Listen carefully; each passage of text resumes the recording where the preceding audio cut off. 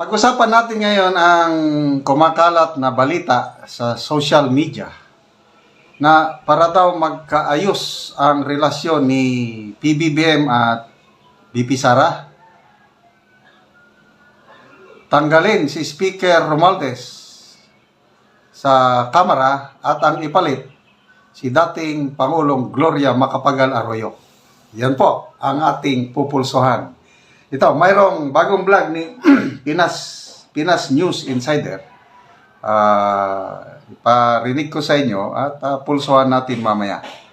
Agree ba kayo na si Congresswoman Gloria Macapagal Arroyo ang papalit kay Speaker Martin Romualdez?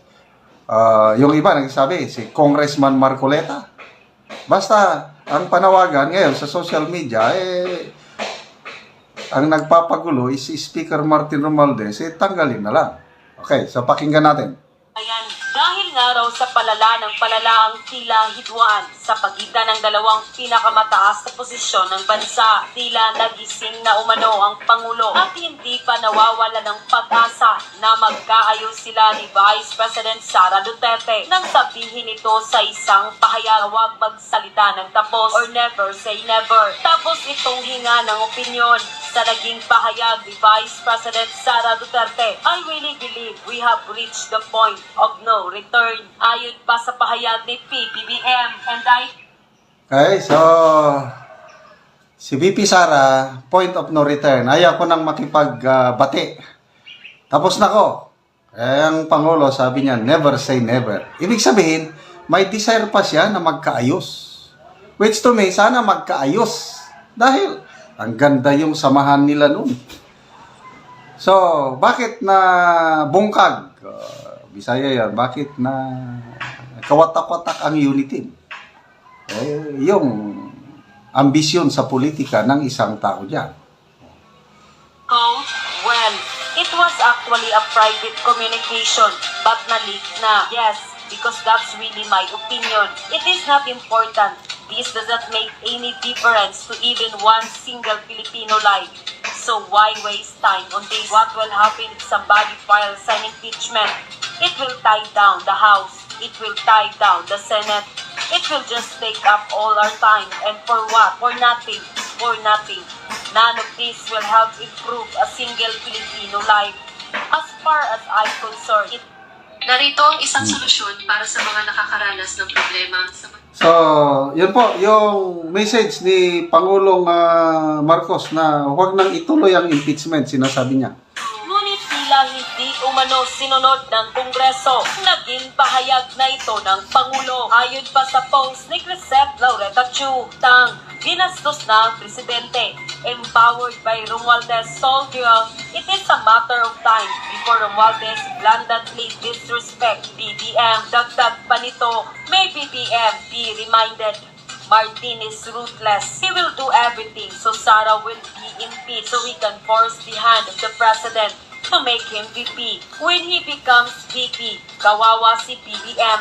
Mas kawawa si BBM na si Martin ang VP niya kaysa Sara. Martin has no scruples, is ruthless, is ambition, and may BBM remember that growing up, he and Martin were not close. And may BBM remember that if Martin can do to Gloria Arroyo what he did to her considering he was her mentor and political mama, he can do worse things to other people. After all, Martin is the son of his father. And may BBM remember what people always said Martin's father did to his father. Ayon sa ilan nating mga kababayan, upang makabawi si PBBM kay Vice President Sara Duterte, ay lumabas ang ugong-ugong na usapan sa social media na di umano'y sana'y ibalik na lamang daw ang dating Pangulong Gloria Macapagal Arroyo bilang House Speaker ng Kongreso. At ayon pa sa kanila, dapat tanggalin si Tambaloslos. Dito natin malalaman kung may laman pa ba ang kaba ng bayan. Good luck, GMA. Inagaw lang naman ni Tambaloslos yan ang pagka-speaker kay Gloria. Dapat ibalik si Gloria bilang speaker ng Kongreso. Mas may alam sa patas na pagpapanday ng batas at higit na mas maraming karanasan kaysa kay Tamba na pansariling interest lang ang iniisip, hindi naman para sa bayan. Sana'y makinig si PBBM para makabawi siya kay VP Sara. palitan na lang sana niya ang speaker. Kasi ito ang sumira ng unity. Ang ganda ng samahan nila sa simula. Pero nung umiksena na itong si Martin, naglaho na lamang bigla ang unity at naging magulo na ang administrasyong Marcos. Gising, PBBM, Uncle.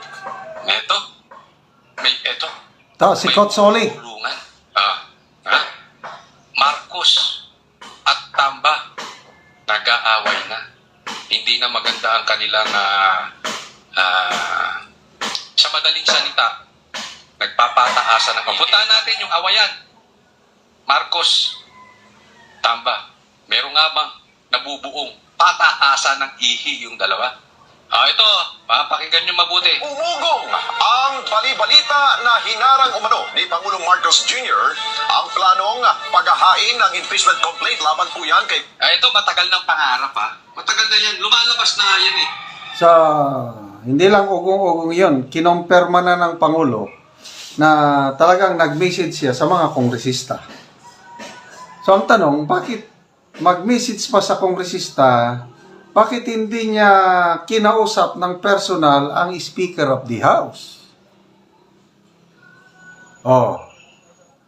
Anong posibleng rason nun? Baka ito na nga, yung hinala, sinabi ni Coach Oli na may namumuong friksyon sa dalawa.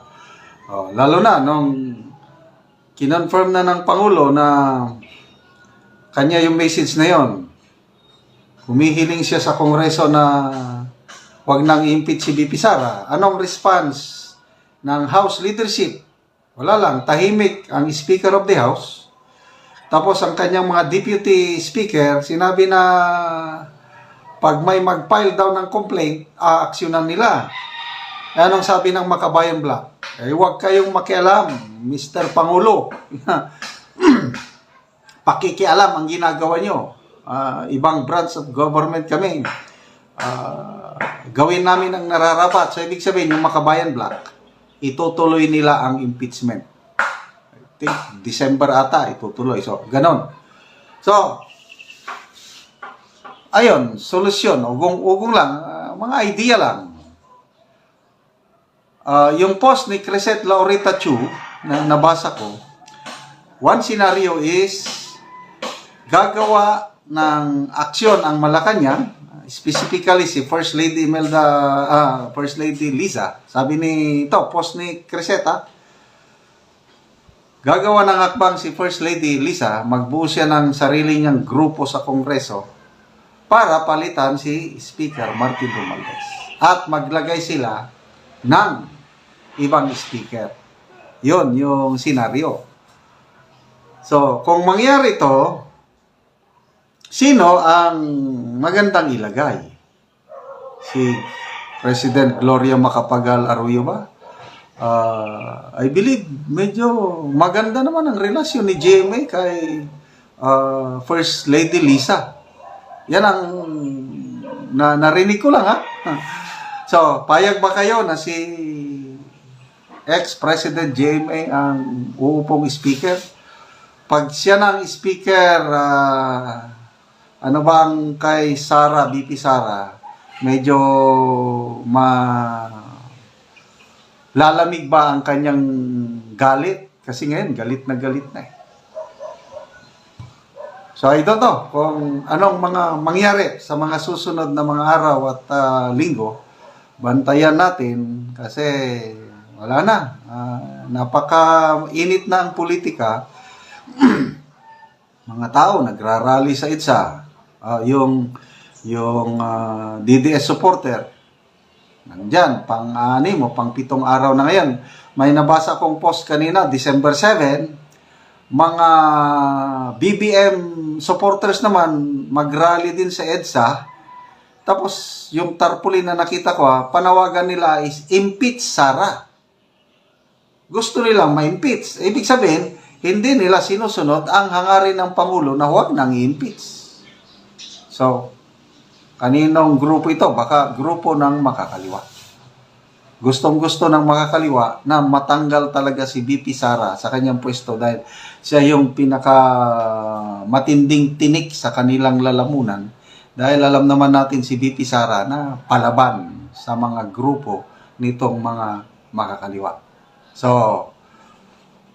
may enough political will ba ang Pangulo?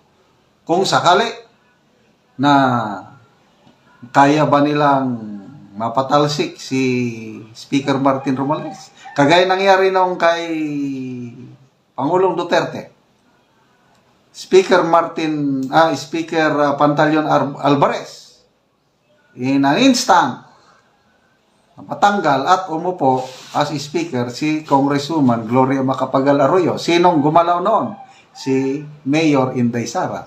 So ngayon, ganyan din ba? Mangyari ba? I don't know. So i-comment nyo lang anong masasabi nyo sa posibilidad na matanggal si Speaker Martin Romualdez at ang uupo si Congresswoman Arroyo or iba.